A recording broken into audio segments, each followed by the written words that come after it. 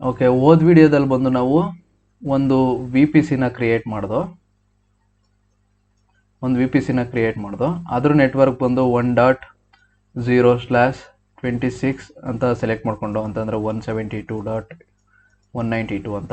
ಇದರೊಳಗಡೆ further public ಮತ್ತು private ಅಂತ ಸೆಲೆಕ್ಟ್ ಮಾಡ್ದೋ. ಈ ವಿ ಪಿ ಸಿಗೆ ಬಂದು ನಾನೊಂದು IG ಗೇಟ್ವೇ ಅಂದರೆ ಇಂಟರ್ನೆಟ್ ಗೇಟ್ವೇನ ನಾನು ಅಟ್ಯಾಚ್ ಮಾಡಿದೆ. ಅದಾದಮೇಲೆ ಒಂದು ಕಮ್ಯುನಿಕೇಷನ್ಗೆ ಬಂದು ನಾನು ರೌಟಿಂಗ್ ಟೇಬಲ್ನ ಕ್ರಿಯೇಟ್ ಮಾಡಿದೆ. ಇದರೊಳಗಡೆ ಬಂದು ನಾನು ಪ್ರೈವೇಟ್ಗೊಂದು ಕ್ರಿಯೇಟ್ ಮಾಡಿದೆ ಮತ್ತು ಪಬ್ಲಿಕ್ ಒಂದು ಕ್ರಿಯೇಟ್ ಮಾಡಿದೆ. ಓಕೆ, ಇವಾಗ ನಾನು ಪ್ರೈವೇಟನ್ನು ಬಂದು ಪ್ರೈವೇಟ್ಗೆ ಅಟ್ಯಾಚ್ ಮಾಡಿದೆ. ಅದೇ ರೀತಿ ಪಬ್ಲಿಕ್ ಅಟ್ಯಾಚ್ ಮಾಡಿದೆ. ಸಬ್ನೆಟ್ನ ಏನಿದೆ ಇದಕ್ಕೆ ರೌಟಿಂಗ್ ಟೇಬಲ್ಗೆ ಅಟ್ಯಾಚ್ ಮಾಡಿದೆ. ಅದಾದಮೇಲೆ ಬಂದು ಈ ಪಬ್ಲಿಕ್ ಬಂದು ಇಂಟರ್ನೆಟ್ ಆಕ್ಸೆಸ್ ಬೇಕಾಗಿರೋದ್ರಿಂದ ನಾನು ಇದ್ರೊಳಗಡೆ ಈ ಇಂಟರ್ನೆಟ್ ಗೇಟ್ವೇ ಏನು ಅಟ್ಯಾಚ್ ಮಾಡಿದೋ ಅದನ್ನು ಬಂದು ನಾನು ಈ ಪಬ್ಲಿಕ್ ರೌಟಿಂಗ್ ಟೇಬಲಲ್ಲಿ ನಾನು ಅಟ್ಯಾಚ್ ಮಾಡಿದೆ. ಓಕೆ, ಇವಾಗ ಏನಾಗುತ್ತೆ ಅಂತಂದರೆ ಈ ಪಬ್ಲಿಕ್ ನೆಟ್ವರ್ಕ್ ಏನಿದೆ ಇದಕ್ಕೆ ಪಬ್ಲಿಕ್ IP ಏನಿದೆ ಎನೇಬಲ್ ಆಗುತ್ತೆ, ಇದಕ್ಕೆ ಬಂದು ಎನೇಬಲ್ ಆಗಲ್ಲ. ಇದು ಇಂಟರ್ನೆಟ್ ಕಮ್ಯುನಿಕೇಷನ್ಗೆ, ಇದು ಎಕ್ಸ್ಟರ್ನಲ್ ಕಮ್ಯುನಿಕೇಷನ್ ಪ್ಲಸ್ ಇಂಟರ್ನಲ್ ಕಮ್ಯುನಿಕೇಷನ್ಗೆ ಯೂಸ್ ಮಾಡ್ಕೋಬೋದು. ಇದರಲ್ಲಿ ಬಂದು ನಾವು ಡೇಟಾಬೇಸ್ನ ಲಾಂಚ್ ಮಾಡೋಕ್ಕೆ ಯೂಸ್ ಮಾಡ್ಕೋಬೋದು. ಇದನ್ನು ಬಂದು ಅಪ್ಲಿಕೇಶನ್ ಫ್ರಂಟ್ ಎಂಡ್ನ ಲಾಂಚ್ ಮಾಡೋಕ್ಕೆ ಯೂಸ್ ಮಾಡ್ಕೋಬೋದು. ಇವಾಗ ಮೊದಲು ಬಂದು ನಾವು ಈ ಪಬ್ಲಿಕ್ ಇನ್ಸ್ಟೆನ್ಸಲ್ಲಿ ಒಂದು ವೆಬ್ ಸರ್ವರ್ನ, ಒಂದು EC2 ಇನ್ಸ್ಟೆನ್ಸ್ನ ಕ್ರಿಯೇಟ್ ಮಾಡೋಣ. EC2 ಇನ್ಸ್ಟೆನ್ಸ್ನ ಕ್ರಿಯೇಟ್ ಮಾಡಿ ಇದರೊಳಗಡೆ ಒಂದು ವೆಬ್ ಸರ್ವರ್ನ ಲಾಂಚ್ ಮಾಡಿ ಅದನ್ನು ಯಾವ ರೀತಿ ಔಟ್ಸೈಡ್ ನೆಟ್ವರ್ಕಿಂದ ಸೆಲೆಕ್ಟ್ ಮಾಡಿ ಯೂಸ್ ಮಾಡೋದು ಅನ್ನೋದನ್ನು ನೋಡೋಣ. ಓಕೆ, ಇವಾಗ ಬಂದು ನಾನು EC2 ಇನ್ಸ್ಟೆನ್ಸ್ನ ಕ್ರಿಯೇಟ್ ಮಾಡಬೇಕು ಅಂತ ಅಂದರೆ ಇಲ್ಲಿ EC2 ಅಂತ ಟೈಪ್ ಮಾಡಬೇಕಾಗುತ್ತೆ. ಇಲ್ಲಿ ನಿಮ್ಗೆ ಹೇಳೋದೊಂದು ಮರ್ತ್ಬಿಟ್ಟೆ, EC2 ಇನ್ಸ್ಟೆನ್ಸ್ ಅಂತ ಅಂದರೆ ಏನೂ ಇಲ್ಲ. ನಿಮ್ಗೆ ಯಾವ ರೀತಿ ನಿಮ್ಮದು ಲ್ಯಾಪ್ಟಾಪ್ ಇದೆಯೋ ಅದೇ ರೀತಿ ನೀವು ಕ್ಲೌಡಲ್ಲಿ ನಿಮ್ಮದೇ ಆದಂಥ ಒಂದು ಸಿಸ್ಟಮ್ನ ಬೈ ಮಾಡ್ಬೋದು. ಅದನ್ನು ಬಂದು EC2 ಅಂತ ಕರಿತೀವಿ ಅಷ್ಟೇ. ಇದರೊಳಗಡೆ ಬಂದು ಯಾವ ರೀತಿ ನಿಮ್ಮ ಸಿಸ್ಟಮ್ ಒಳಗಡೆ ನೀವು ಪ್ಯಾಕೇಜಸ್ಗಳನ್ನ ಇನ್ಸ್ಟಾಲ್ ಮಾಡ್ಕೊಳ್ತೀರೋ ಅದೇ ರೀತಿ EC2 ಇನ್ಸ್ಟಾಲ್ಸ್ ಒಳಗಡೆ ಏನು ಬೇಕು ಅದನ್ನು ಇನ್ಸ್ಟಾಲ್ ಮಾಡ್ಕೋಬೋದು. ಓಕೆನಾ? ನೆಕ್ಸ್ಟ್ ಬಂತು ಅಂದರೆ ಇಲ್ಲಿ EC2 ಮೇಲೆ ಕ್ಲಿಕ್ ಮಾಡಿ ಇಲ್ಲಿ ಇನ್ಸ್ಟೆನ್ಸ್ ಒಳಗಡೆ ಹೋಗಿ ಇವಾಗ ಲಾಂಚ್ ಇನ್ಸ್ಟೆನ್ಸು. ಓಕೆ, ಇದರಲ್ಲಿ ಬಂದು ಇನ್ಸ್ಟೆನ್ಸ್ ನೇಮ್ ಕೊಡಿ, ಅಂದರೆ ನಿಮ್ಮ ಲ್ಯಾಪ್ಟಾಪ್ಗೆ ಯಾವ ರೀತಿ ನೇಮ್ ಕೊಡ್ತೀರೋ ಅದೇ ರೀತಿ ಕೊಡಿ. ನಾನು ಬಂದು ವೆಬ್ ಸರ್ವರ್ ಅಂತ ಕೊಡ್ತೀನಿ. ಓಕೆ, ಇದರಲ್ಲಿ ಬಂದು ಯಾವ OS ಬೇಕೋ ಅದನ್ನು ಸೆಲೆಕ್ಟ್ ಮಾಡ್ಕೋಬೋದು. ಇವಾಗ ಯಾವ ರೀತಿ ನಿಮ್ಮದು ಲ್ಯಾಪ್ಟಾಪಲ್ಲಿ ವಿಂಡೋಸು ಮತ್ತು ಉಬಂಟು ಆ ರೀತಿ ಇನ್ಬಿಲ್ಟ್ ಕೊಟ್ಟಿರ್ತಾರೋ ಅದೇ ರೀತಿ ಇವರು ಇನ್ಬಿಲ್ಟ್ ಇಷ್ಟೊಂದು OSಗಳನ್ನ ಕೊಟ್ಟಿದ್ದಾರೆ. ನಿಮ್ಗೆ ಯಾವ್ದು ಬೇಕೋ ಅದನ್ನು ಸೆಲೆಕ್ಟ್ ಮಾಡ್ಕೋಬೋದು. ನಾನು ಬಂದು ಉಬಂಟು ಸೆಲೆಕ್ಟ್ ಮಾಡ್ಕೊಳ್ತೀನಿ. ಉಬಂಟು ಸೆಲೆಕ್ಟ್ ಮಾಡ್ಕೊಂಡಾದ್ಮೇಲೆ ಇಲ್ಲಿ ಅದ್ರದ್ದು ಉಬಂಟುದು ಏನಿದೆ ಅದ್ರದ್ದು ಇಮೇಜ್ ID ಕೊಡುತ್ತೆ.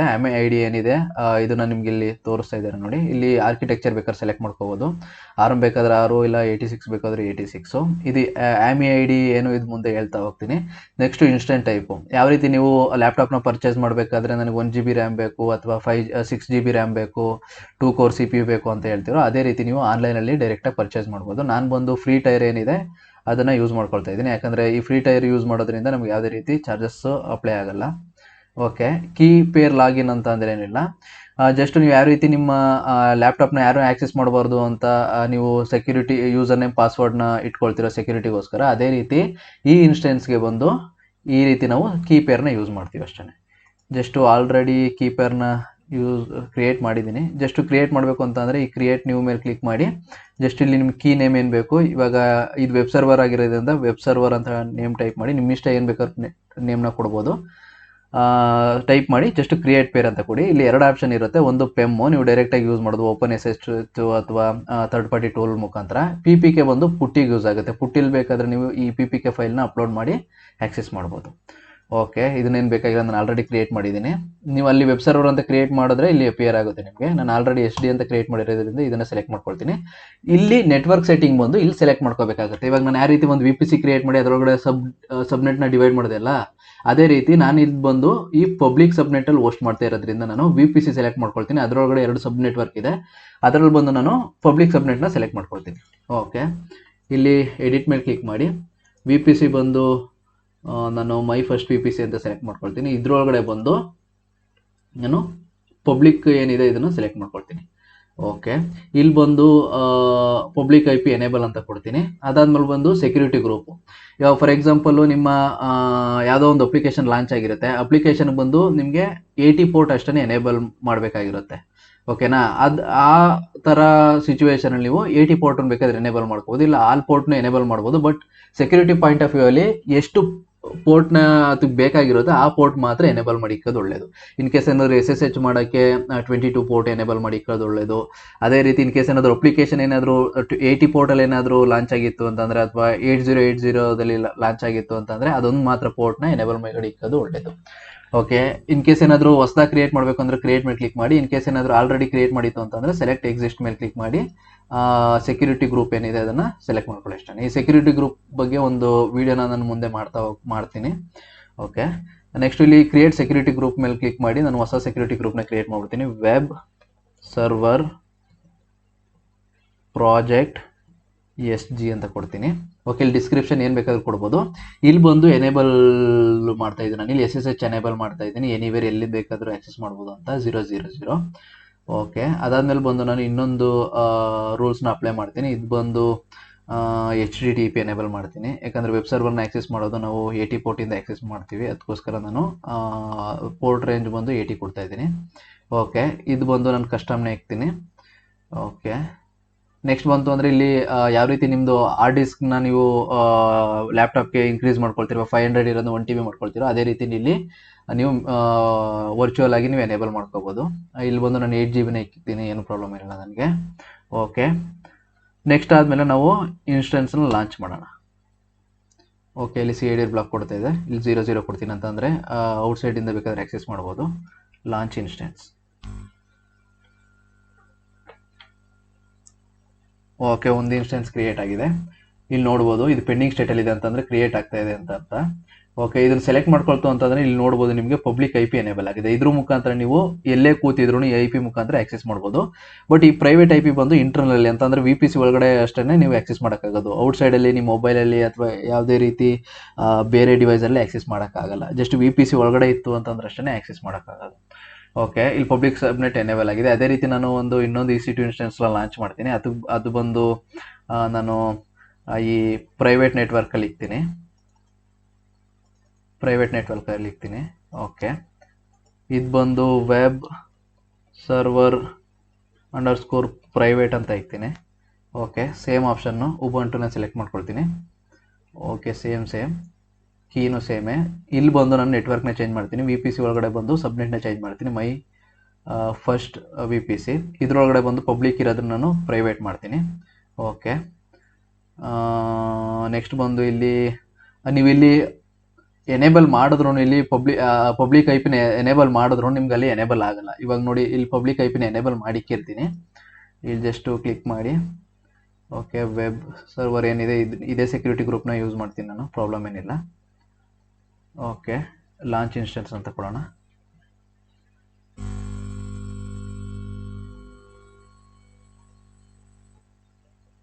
ಓಕೆ, ವೆಬ್ ಸರ್ವರ್ ಪ್ರೈವೇಟ್ ಏನಿದೆ ಅದೇ ಪೆಂಡಿಂಗಲ್ಲಿದೆ.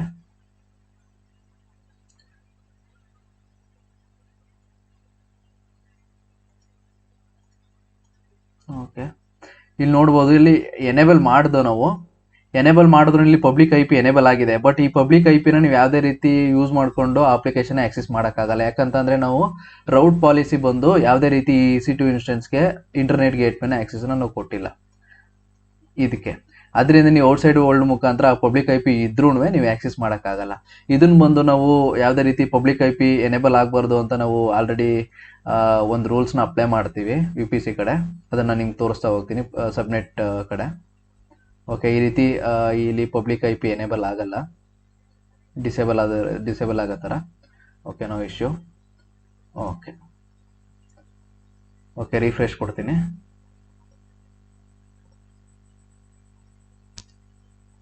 ಓಕೆ, ಎರಡು ರನ್ನಿಂಗ್ ಇನ್ಶಿಯಲೈಸೇಷನ್ ಅಂತ ಬರ್ತಾ ಇದೆ. ರನ್ನಿಂಗ್ ಆಗ್ತದೆ ಬಟ್ ಇನ್ನು ಇನ್ಶಿಯಲೈಸಿಂಗ್ ಅಂತ ಬರ್ತಾ ಇದೆ.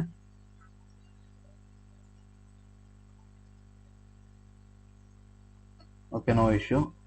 ಇವಾಗ ವೆಬ್ ಸರ್ವರ್ನ ಏನಿದೆ ಇದನ್ನ ಆಕ್ಸೆಸ್ ಮಾಡೋಕ್ಕೆ ಟ್ರೈ ಮಾಡೋಣ. ಕನೆಕ್ಟ್.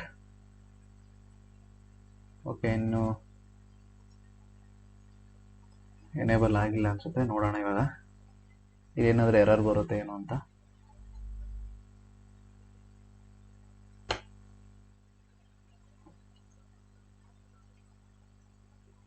ಓಕೆ, ಇಲ್ಲಿ ಎನೇಬಲ್ ಆಯಿತು ನೋಡಿ. ಅಂತಂದರೆ ಇದು ಪಬ್ಲಿಕ್ ಸಬ್ನೆಟ್ ಏನಿದೆ ಅದ್ರ ಮುಖಾಂತರ ಪಬ್ಲಿಕ್ IP ಮುಖಾಂತರ ನಾವು ಎನೇಬಲ್ ಮಾಡಿದ್ದು. ಜಸ್ಟು ನಾನು -i ಇದೆಲ್ಲ ತಲೆ ಕೆಡಿಸ್ಕೊಳಕ್ಕೆ ಹೋಗ್ಬಿಡಿ. ಇನ್ ಕೇಸ್ ನನಗೆ ಗೊತ್ತಾಗಲಿಲ್ಲ ಅಂತಂದರೆ ಮುಂದೆ ಹೇಳ್ತಾ ಹೋಗ್ತೀನಿ. ಇಲ್ಲಿ ಬಂದು ನಾನು ಅಪ್ಲಿಕೇಶನ್ ಲಾಂಚ್ ಮಾಡ್ತೀನಿ. ವೆಬ್ ಸರ್ವರ್ ಏನಿದೆ ಅದನ್ನು ಮೊದಲು ನಾನು ಅಪ್ಡೇಟ್ ಮಾಡ್ತೀನಿ.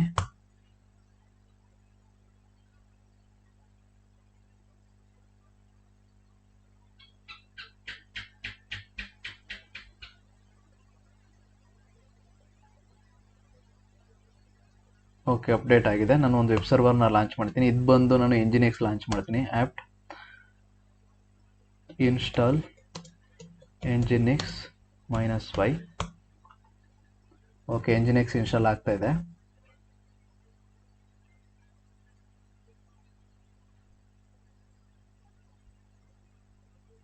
ಓಕೆ, ಇದರಲ್ಲಿ ಎಂಜಿನಿಕ್ಸ್ ಇನ್ಸ್ಟಾಲ್ ಆಗಿದೆ. ಜಸ್ಟ್ ನಾನು ಈ ಪಬ್ಲಿಕ್ IP-ನ ಯೂಸ್ ಮಾಡಿಕೊಂಡು ನಾನು ಆಕ್ಸೆಸ್ ಮಾಡೋಕ್ಕೆ ಟ್ರೈ ಮಾಡ್ತೀನಿ. ಇದು ಬಂದು ಇಂಟರ್ನೆಟ್ ಆಕ್ಸೆಸ್ ಇರೋದ್ರಿಂದ ಔಟ್ಸೈಡಿಂದ ಆಕ್ಸೆಸ್ ಮಾಡಿ ಅದು ನಾವು ರೌಟ್ ಟೇಬಲ್ ಎನೇಬಲ್ ಮಾಡಿರೋದ್ರಿಂದ ಇದು ಆಕ್ಸೆಸ್ ಆಗಬೇಕು. ಜಸ್ಟ್ ಕ್ಲಿಕ್ ಮಾಡ್ತೀನಿ. ಓಕೆ, ಇಲ್ಲಿ ನೋಡ್ಬೋದು ವೆಲ್ಕಮ್ ಟು ಎಂಜಿನಿಕ್ಸ್. ಇದು ಆಕ್ಸೆಸ್ ಆಯಿತು ಔಟ್ಸೈಡ್ ನೆಟ್ವರ್ಕಿಂದ ಅಂತ ಅಂದರೆ ಇಂಟರ್ನೆಟ್ ಮುಖಾಂತರ ನೀವು ಇದನ್ನು ಆಕ್ಸೆಸ್ ಮಾಡ್ಬೋದು. ಓಕೆ, ಅದೇ ರೀತಿ ನಾನು ಪ್ರೈವೇಟ್ ನೆಟ್ವರ್ಕಲ್ಲೂ ಅಂತಂದರೆ ಇದ್ರ ಮೂಡಲ್ಲಿ ಹೋಗಿ ಪ್ರೈವೇಟ್ ಮೂಡಲ್ಲಿ ಹೋಗಿ ನಿಮಗೆ ತೋರಿಸ್ತೀನಿ ನೋಡಿ. ಓಕೆ, ನೋಡಿ ಆಕ್ಸೆಸ್ ಆಗ್ತಾ ಇದೆ. ಅದೇ ರೀತಿ ನಾವು ಇದನ್ನು ಕ್ಲೋಸ್ ಮಾಡ್ತೀನಿ. ಪಬ್ಲಿಕ್ ಇನ್ಸ್ಟೆನ್ಸ್ ಏನಿದೆ ಅದನ್ನು ಅದೇ ರೀತಿ ಬಂದು ನಾವು ರಿಫ್ರೆಶ್ ಮಾಡ್ತೀನಿ. ಓಕೆ, ಇದನ್ನು ಇನಿಷಿಯಲೈಸ್ ಆಗ್ತಾ ಇದೆ. ಓಕೆ, ಇದನ್ನು ಆಕ್ಸೆಸ್ ಮಾಡೋಕ್ಕೆ ಟ್ರೈ ಮಾಡೋಣ ಇವಾಗ.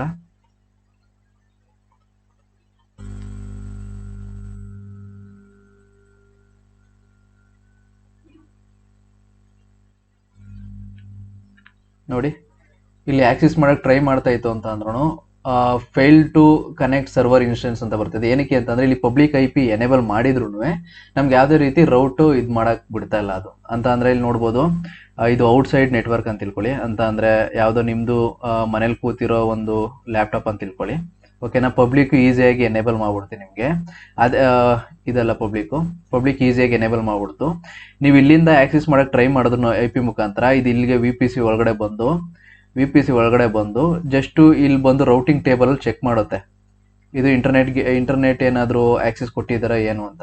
ಇಲ್ಲಿಗೆ ಬಂದ ತಕ್ಷಣ ಅದು ಟಕ್ಕನ್ನು ಬ್ಲಾಕ್ ಮಾಡಿಬಿಡುತ್ತೆ ಅಷ್ಟೇ. ಈ ರೀತಿ ನೀವು ರೌಟಿಂಗ್ ಟೇಬಲ್ನ ಯೂಸ್ ಮಾಡ್ಕೋಬೋದು. ಇಲ್ಲಿ ನೋಡಿ, ನಾನು ಎಷ್ಟೇ ರಿಫ್ರೆಶ್ ಮಾಡಿದ್ರು ಎನೇಬಲ್ ಆಗಲ್ಲ ಅದು.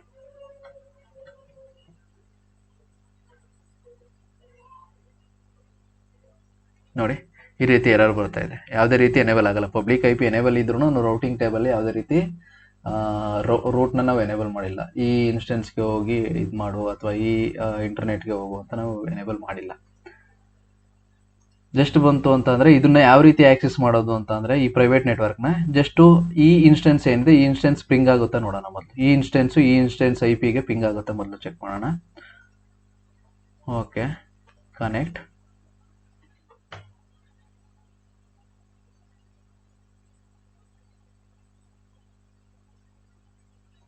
Okay, clear. ಇವಾಗ ನಾನು ಪಿಂಗ್ ಕೊಡ್ತೀನಿ. ಪಿಂಗ್ ಅಂತ ಕೊಟ್ಟು ಇದ್ರದ್ದು ಪ್ರೈವೇಟ್ IP ಅಡ್ರೆಸ್ ತಗೊಳ್ತೀನಿ. ಪೇಸ್ಟ್ ಮಾಡಿ ಎಂಟರ್ ಮಾಡ್ತೀನಿ.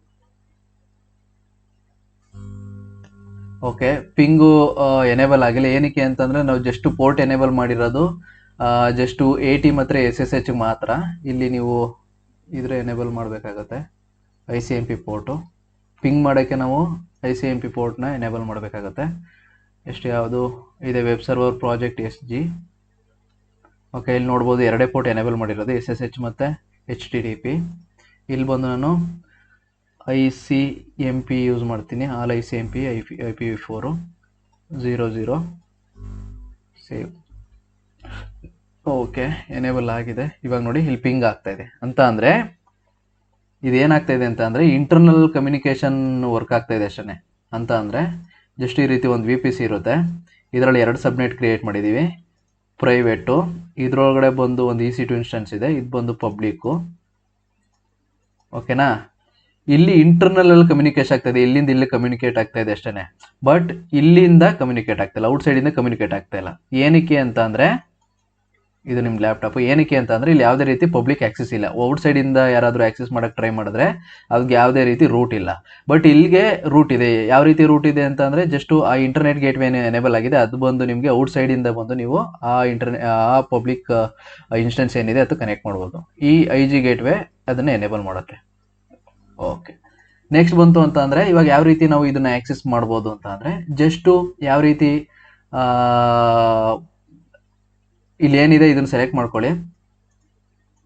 ಈ ವೆಬ್ ಸರ್ವರ್ನ ಅಂತಂದರೆ ಪಬ್ಲಿಕ್ ವೆಬ್ ಸರ್ವರ್ನ, ಆ ವೆಬ್ ಸರ್ವರ್ ಒಳಗಡೆ ಲಾಗಿನ್ ಆದಮೇಲೆ ಜಸ್ಟ್ ನೀವು ಆಕ್ಸೆಸ್ ಮಾಡೋಕ್ಕೆ ಇವಾಗ ಯಾವ್ದಾದ್ರು ಒಂದು ಬೇರೆ ಹುಡುಗರು ಪಿ ಸಿ ಅಥವಾ ಲ್ಯಾಪ್ಟಾಪ್ನ ಆಕ್ಸೆಸ್ ಮಾಡಬೇಕು ಅಂತಂದ್ರೆ ಏನು ಮಾಡ್ತೀರಾ, ಅಲ್ಲಿ ಹೋಗ್ಬಿಟ್ಟು ಜಸ್ಟ್ ಯೂಸರ್ ನೇಮ್ ಪಾಸ್ವರ್ಡ್ನ ಕೇಳ್ತೀರಾ, ಯೂಸರ್ ನೇಮ್ ಪಾಸ್ವರ್ಡ್ ಕೊಡ್ತಾರೆ. ಆ ಯೂಸರ್ ನೇಮ್ ಪಾಸ್ವರ್ಡ್ನ ಯೂಸ್ ಮಾಡಿಕೊಂಡು ನೀವು ಅದನ್ನು ಅವ್ರ ಲ್ಯಾಪ್ಟಾಪ್ನ ಆಕ್ಸೆಸ್ ಮಾಡ್ತಿರಲ್ಲ, ಅದೇ ರೀತಿ ನಾವು ಇಲ್ಲಿ ಬಂದು ಆಕ್ಸೆಸ್ ಇದನ್ನ ಕೀಪೇರ್ನ ಕೊಡಬೇಕಾಗತ್ತೆ. ನಾವು ಆಕ್ಸೆಸ್ ಮಾಡಬೇಕು ಅಂತಂದರೆ, ಅಂದರೆ ಈ ಇನ್ಸ್ಟೆನ್ಸ್ನ ಆಕ್ಸೆಸ್ ಮಾಡಬೇಕು ಅಂತ ಅಂದರೆ ಈ ಇನ್ಸ್ಟೆನ್ಸ್ದು ಯೂಸರ್ ನೇಮ್ ಪಾಸ್ವರ್ಡ್ ಅಂತಂದರೆ ಕೀಪೇರ್ನ ನಾವು ಕೊಡಬೇಕಾಗತ್ತೆ. ಅದನ್ನು ಬಂದು ನಾನು ಆಲ್ರೆಡಿ ಡೌನ್ಲೋಡ್ ಮಾಡಿ ಇಕ್ಕಿದ್ದೀನಿ. SD ಇದೇನಿದೆ ಇದು ಬಂದು ಕೀ, ಯಾವ ರೀತಿ ಯೂಸರ್ ನೇಮ್ ಪಾಸ್ವರ್ಡ್ ಇರುತ್ತೋ ಅದೇ ರೀತಿ ಇದು ಕೀ. ಓಕೆನಾ? ಇದು ಇಲ್ಲಿ ನೋಡ್ಬೋದು ನೀವು, ಈ ಪ್ರೈವೇಟ್ ವೆಬ್ ಸರ್ವರ್ ಪ್ರೈವೇಟ್ ಮೇಲೆ ಕ್ಲಿಕ್ ಮಾಡಿದ್ರೆ ಇಲ್ಲಿ ತೋರಿಸುತ್ತೆ ನಿಮಗೆ ಯಾವ ಕೀ ಏನೇ ಇದೆ ಅಟ್ಯಾಚ್ ಆಗಿದೆ ಅಂತ. ಇದಕ್ಕೆ ಇಲ್ಲಿ ನೋಡ್ಬೋದು ಕೀ ಪೇರ್ ಬಂದು SD ಅಂತ ಅಟ್ಯಾಚ್ ಆಗಿದೆ. ನಾನು ಓಪನ್ ಮಾಡಿರೋದು SD, ಇದು ಡೌನ್ಲೋಡ್ ಮಾಡಿರೋದು. ಇಲ್ಲಿ ನೋಡ್ಬೋದು SD PEM ಫೈಲು. ಇದನ್ನು ನಾನು ಏನು ಮಾಡ್ತೀನಿ, ಕಾಪಿ ಮಾಡ್ಕೊಳ್ತೀನಿ. ಕಾಪಿ ಮಾಡಿಕೊಂಡು ನಾನು ಏನು ಮಾಡ್ತೀನಿ, ರಿಮೋಟ್ ಲಾಗಿನ್ ಅಂತಂದರೆ ಯಾವ್ದು ಪಬ್ಲಿಕ್ ಇರುತ್ತೋ ಅಲ್ಲೊಂದು ಕೀಪೇರ್ನ ಕ್ರಿಯೇಟ್ ಮಾಡ್ತೀನಿ ಅಷ್ಟೇ. ಜಸ್ಟು SD ಅಂತ ಟೈಪ್ ಮಾಡಿ, ಜಸ್ಟು PEM ಅಂತ ಟೈಪ್ ಮಾಡಿ, ಇಲ್ಲಿ ಬಂದು ನಾನು PIನ ಯೂಸ್ ಮಾಡ್ತಾ ಇದ್ದೀನಿ. ಇಲ್ಲಿ ಜಸ್ಟು ಪೇಸ್ಟ್ ಮಾಡಿ ಅಷ್ಟೇ. ಪೇಸ್ಟ್ ಮಾಡಿ ಇದನ್ನು ಸೇವ್ ಮಾಡಿ. ಇವಾಗ ಬಂದು ನಾವು ಆ ಪರ್ಟಿಕ್ಯುಲರ್ ಪ್ರೈವೇಟ್ ನೆಟ್ವರ್ಕ್ ಏನಿದೆ, ಪ್ರೈವೇಟ್ ಇನ್ಸ್ಟೆನ್ಸ್ ಏನಿದೆ ಅದನ್ನು ಆಕ್ಸೆಸ್ ಮಾಡೋಕ್ಕೆ ನಮಗೆ ಯೂಸರ್ ನೇಮ್ ಪಾಸ್ವರ್ಡ್ ಸಿಕ್ತು. ಅದಾದಮೇಲೆ ಬಂದು ಅದಕ್ಕೆ SSH ಮಾಡಬೇಕು ಅಂತ ಅಂದರೆ ಜಸ್ಟ್ ಇದ್ರ ಮೇಲೆ ಕ್ಲಿಕ್ ಮಾಡಿ, ಕನೆಕ್ಟ್ ಮೇಲೆ ಕ್ಲಿಕ್ ಮಾಡಿ, ಇಲ್ಲೇ ಇನ್ಫಾರ್ಮೇಷನ್ನು ಯಾವ ರೀತಿ SSH ಮಾಡೋದು ಅನ್ನೋದು ನಿಮ್ಮ ಡೀಟೇಲ್ಸ್ ಕೊಟ್ಬಿಡುತ್ತೆ. ಇಲ್ಲಿ SSH ಕ್ಲೈಂಟ್ ಅಂತ ಇದೆ ನೋಡಿ, ಇದ್ರ ಮೇಲೆ ತೋರಿಸ್ಬಿಡುತ್ತೆ. ಅಂತಂದರೆ SSH ಅಂತ ಕೊಟ್ಟು -i ಅಂತ ಕೊಟ್ಟು PEM ಕೀ ಅಂತಂದರೆ ನಿಮ್ದು ಯೂಸರ್ ನೇಮ್ ಪಾಸ್ವರ್ಡ್ ಏನಿರುತ್ತೋ ಅದನ್ನು ಪಾಸ್ ಮಾಡ್ತೀರಾ. ಅದಾದಮೇಲೆ ಅದ್ರದ್ದು ಯೂಸರ್ ನೇಮ್ ಏನಿದೆ ಇಲ್ಲೇ ಕೊಡ್ತಾ ಇದ್ದೀರಾ. ಅದಾದಮೇಲೆ ನಿಮ್ಮದು IP ಅಡ್ರೆಸ್ ಏನಿದೆ ಇದನ್ನು ಅಸೈನ್ ಮಾಡ್ತೀರಾ ಅಷ್ಟೇ. ಈ IP ಅಡ್ರೆಸ್ನ ಅಸೈನ್ ಮಾಡಿದ್ರೆ ನಿಮಗೆ ಎನೇಬಲ್ ಆಗಲ್ಲ. ಜಸ್ಟ್ ನೀವು ಪ್ರೈವೇಟ್ IP ಏನಿದೆ ಅದನ್ನು ಕೊಡಬೇಕಾಗತ್ತೆ. ನೀವು ಮೊದಲು ಕೊಟ್ಟು ನೋಡೋಣ ಎನೇಬಲ್ ಆಗುತ್ತೆ ಎನೇಬಲ್ ಆಗಲ್ವ ಅಂತ. ಇಲ್ಲಿ ನೋಡ್ಬೋದು 54 ಇದೆ, ಎನೇಬಲ್ ಆಗ್ತಾ ಇಲ್ಲ, ಯಾಕಂತಂದ್ರೆ ನಾವು ಪ್ರೈವೇಟ್ IP ಕೊಡಬೇಕಾಗತ್ತೆ.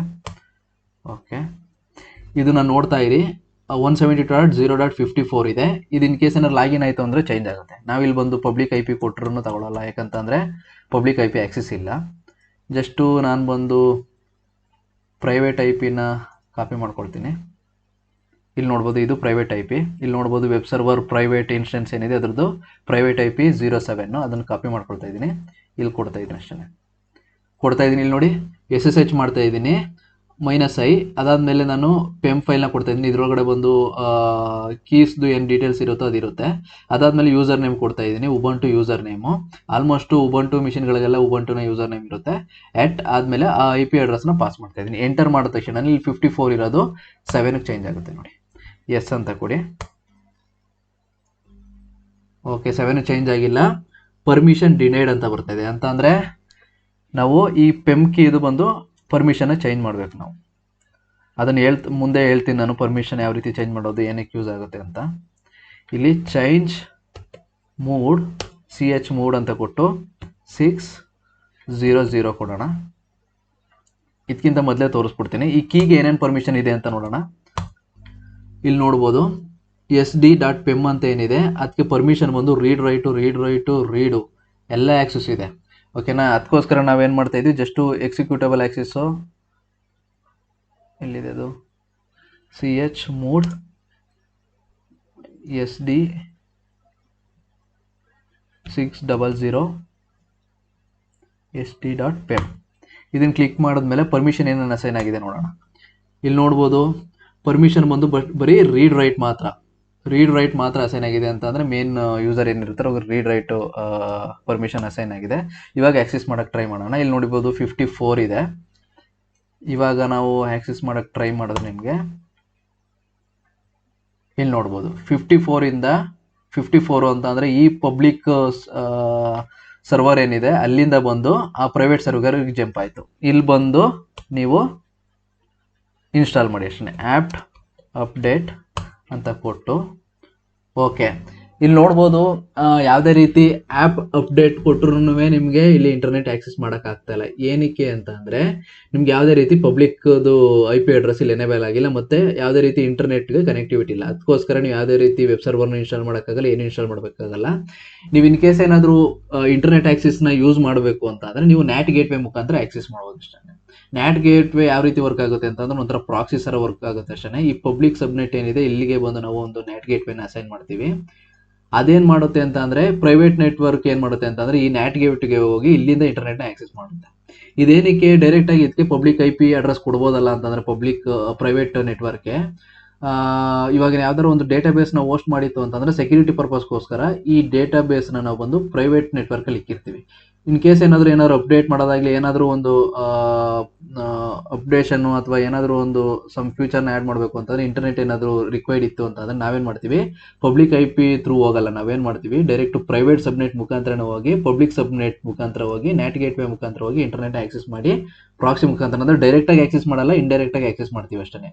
ಇನ್ ಕೇಸ್ ಏನಾದರೂ ಹ್ಯಾಕರ್ಗಳೇನಾದರೂ ಆ್ಯಕ್ಟ್ ಮಾಡೋಕ್ಕೆ ಟ್ರೈ ಮಾಡ್ತು ಅಂತಂದರೆ ಅವ್ರಿಗೆ ಬಂದು ಈ ನ್ಯಾಟ್ ಗೇಟ್ವೇಯಿಂದ ರಿಕ್ವೆಸ್ಟ್ ಇಲ್ಲಿಗೆ ಸೆಂಡ್ ಆಗಿರೋದು ಗೊತ್ತಾಗಲ್ಲ ಅವ್ರಿಗೆ. ಓಕೆನಾ, ಯಾವ ನೆಟ್ವರ್ಕ್ ಯಾವ ಪ್ರೈವೇಟ್ ಇದರಲ್ಲಿದೆ ಅಂತ ಗೊತ್ತಾಗಲ್ಲ. ಓಕೆ, ಈ ರೀತಿ ನೀವು ಪಬ್ಲಿಕ್ ಸಬ್ನೆಟ್ ಮತ್ತು ಪ್ರೈವೇಟ್ ಸಬ್ನೆಟ್ನ ಯೂಸ್ ಮಾಡ್ಕೊಂಡು EC2ನ ಲಾಂಚ್ ಮಾಡ್ಬೋದು. ನೆಕ್ಸ್ಟ್ ವಿಡಿಯೋದಲ್ಲಿ ಮುಂದೆ ನಾನು ನಿಮಗೆ ಬೇರೆ ಬೇರೆ ಸರ್ವಿಸ್ ಬಗ್ಗೆ ಹೇಳ್ತಾ ಹೋಗ್ತೀನಿ.